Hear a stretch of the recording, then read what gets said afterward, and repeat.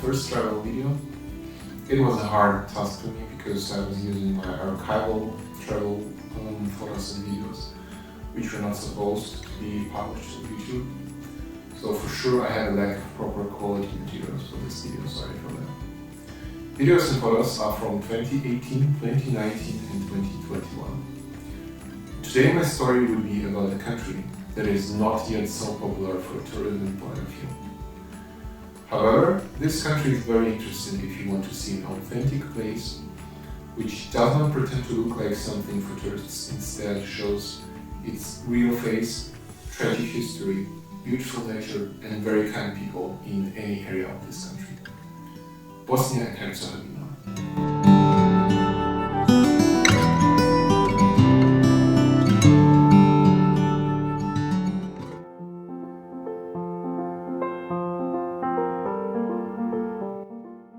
Bosnia and Herzegovina is quite a unique case on the map of Europe.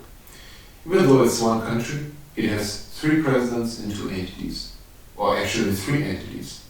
Let's take a look. So, as you can see, this is a map of Bosnia and Herzegovina. But it's not just one entity.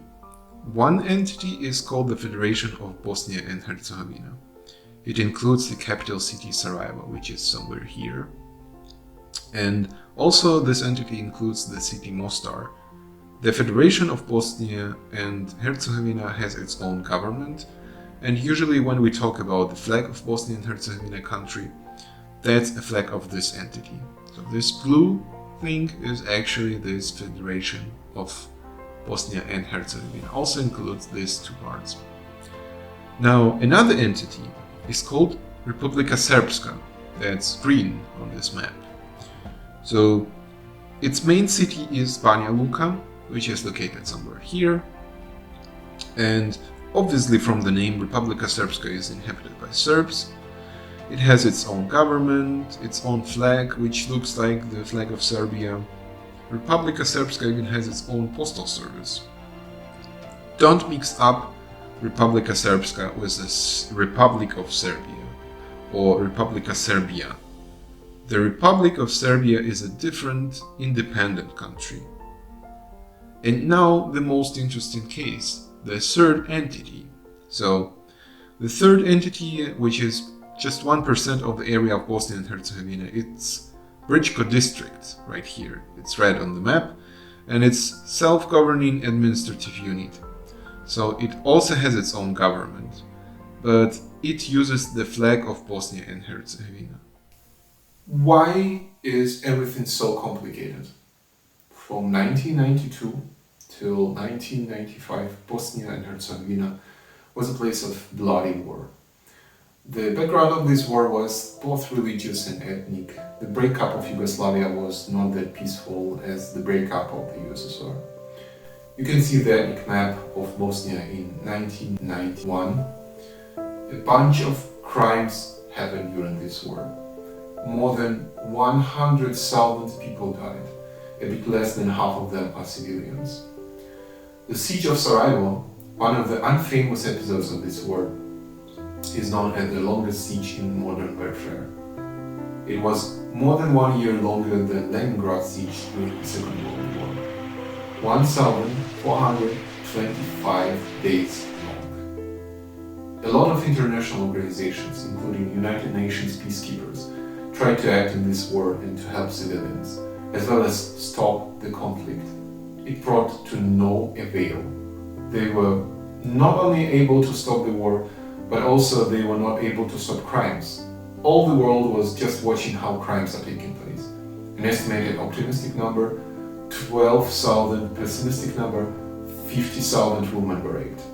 And that was mainly carried by Serb forces, with most of the victims being Bosniak women. Prison camps were existing during this war, which returns us to the history of the World War II. There is a separate page in Wikipedia, which is called Bosnian Genocide, which is telling about a lot of killings of civilians during the war. The course of the war turned after the NATO invasion in 1994. The war stopped in 1995, end of 1995, and the Dayton Agreement was signed in Dayton, USA. The result of this agreement was proclaiming that Bosnia and Herzegovina would consist of two entities, but would remain one country. In general, it worked for all areas except the Brčko district. There was no agreement about it until 1999, and at the end, it was decided that it would be the third entity that would belong neither to Federation of Bosnia and Herzegovina nor to Republika Srpska. How does it look nowadays? Republika Srpska is very Serbian.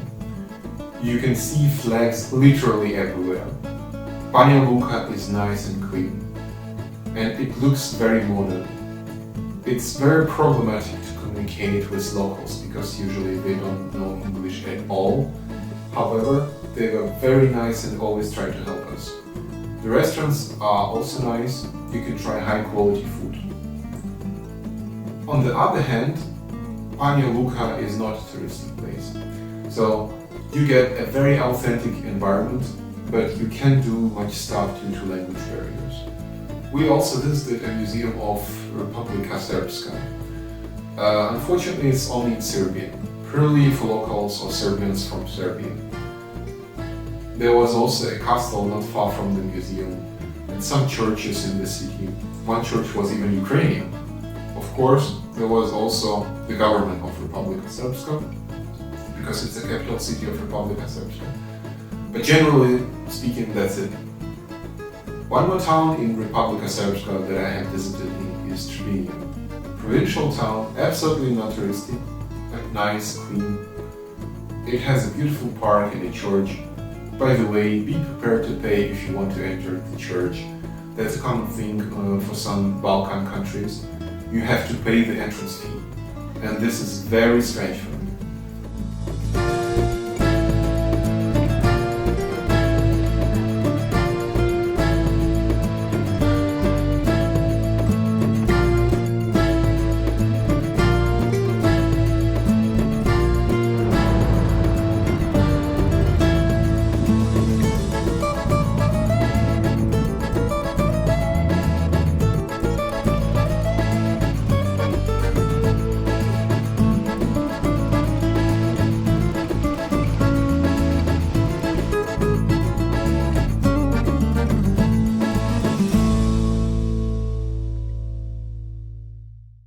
Now let's move to Sarajevo, the capital city of the Federation of Bosnia and Herzegovina.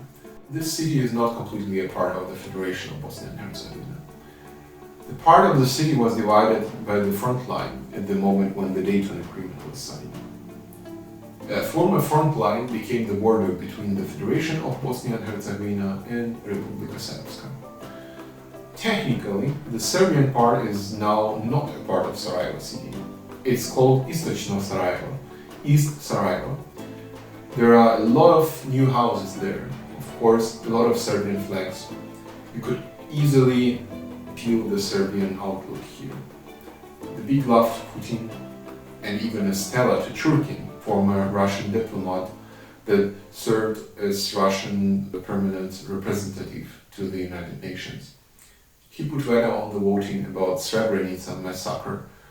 A war crime happened in Bosnia in 1995, genocidal killing of more than 8,000 Bosniak Muslim men and boys in and around the town of Srebrenica. The text is saying, "Thank you for Russian no." Honestly, for me, there is still a mystery as why Serbian locals refuse to recognize the irrefutable crime. There is no real border between the Federation of Bosnia and Herzegovina and Republika Srpska. Just a sign, "Welcome to Republika Srpska." Sometimes. Sometimes there is even no such sign. So you move between those two countries inside one country without borders and currency change.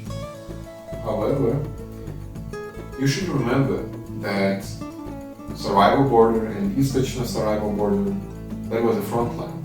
So, for example, the trolley bus former terminus stop was in nowadays Istocno Sarajevo. Today, the trolley bus last stop is right near the border of two entities on the Sarajevo side. When you go forward by foot, you can see the last of the trolley bus electrical wires on the pole. Houses around are full of bullet holes until nowadays. Bullet holes, shelling, all that is still you can see on many houses in Sarajevo. So much time has passed, but those bombs are still there. When you look at it, you get a better understanding of how close the war is. Trams that operate in Sarajevo are still from the 90s. Some of them probably were hit by bullets as well, but of course they were reconstructed. There are a lot of videos on the internet about the cases when civilians were killed while riding the tram in one of the first days of the war. Sometimes you even see comments on YouTube like, "My grandpa was killed on that day." Sarajevo is much more touristic. The historical center of Sarajevo looks amazing and authentic. There's a mix of East and West culture and architecture. The market in the city center has many interesting things to learn, and you can try Eastern sweets. By the way, Sarajevo is also a place where the First World War started. Here, Austrian Archduke Franz Ferdinand was killed, and that caused the start of the First World War. Sometimes you could see this on the streets of Sarajevo. That's the place where a lot of people died due to shelling. One place and many killings. If you visit Sarajevo, I really recommend you visit the Museum of Crimes Against Humanity, which tells a lot about war crimes during the Bosnian War. It's really shocking, but you have to know the history, otherwise it would repeat. Well, it's already said that it repeated after all the crimes that happened during World War II. And it's very sad that the country of my origin is now experiencing the same war crimes from Russian aggression. Second thing that I recommend is to use a cable car and go on the top of a hill where you can see a beautiful panoramic view of Sarajevo. The Serbian army had the same view of the city during the siege, and even now the border of Republika Srpska is not far from the stop of the cable car on the top.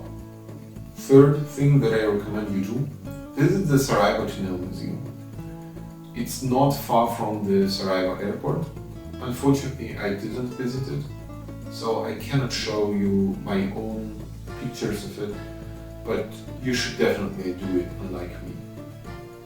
I recommend you visit Sarajevo in a warm time, because at other times the city can seem very grey. Also, it could be smoky in winter. You should understand that such serious wars can end up in the way that you won't feel any consequences, even after so much time. Summer is of course the best time for a visit. Bosnia and Herzegovina is not a rich country, so when I planned a train trip between Sarajevo and Mostar, I didn't expect to see such a cool and modern train.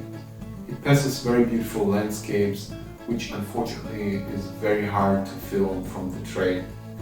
Train passes through many tunnels and provides you a very comfortable trip. Mostar.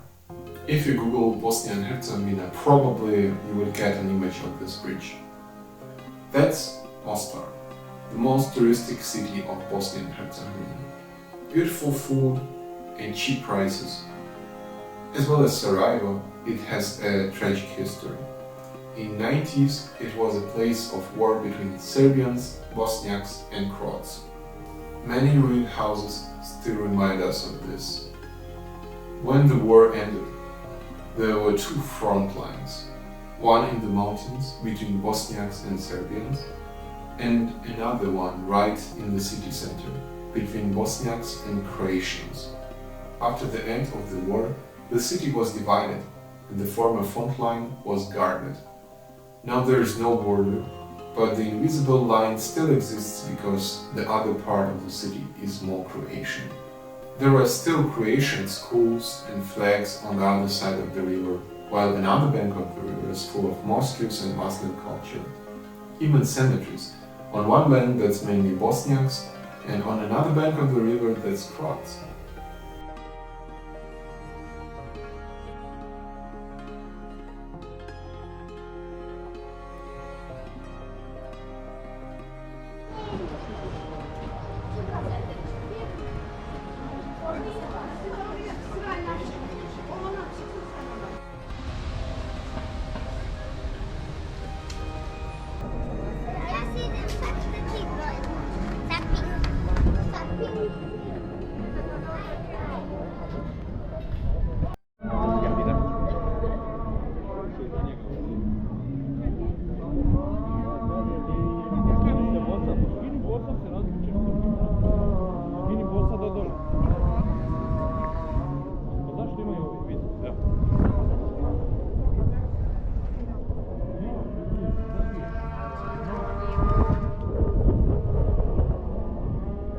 Mostar has many interesting places around.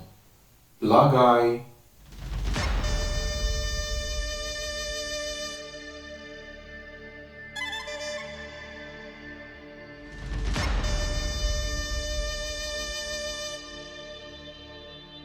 Pocitelj,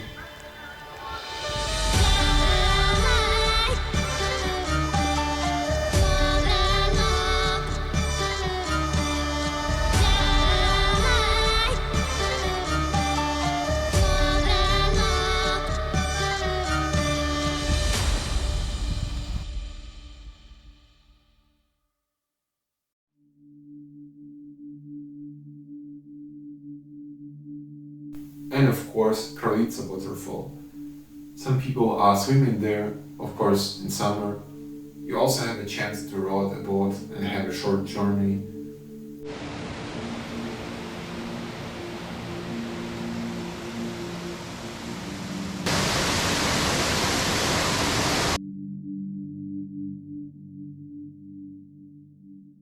A bit far from Mostar, but worth visiting is also another interesting point, Vjetrenica cave. The cave is the largest cave in Bosnia and Herzegovina and the most biodiverse cave in the world. Yeah, in the world. We had a chance to meet Proteus anguinus, an aquatic blind salamander. If you want to explore the unique place with a mix of cultures and religions, as well as touch the tragic human history after the Second World War, Bosnia and Herzegovina is a perfect place for a trip. I highly recommend spending at least 1 week and not staying just in one place while you are visiting this country. Talk to the locals like we did, explore the authentic places, and don't be just a package tourist. Here you can be a real traveler exploring how diverse the world is. And of course, Bosnia and Herzegovina history shows once again how big a tragedy the war is. This should never ever happen in modern human history. No war, and peace to Ukraine.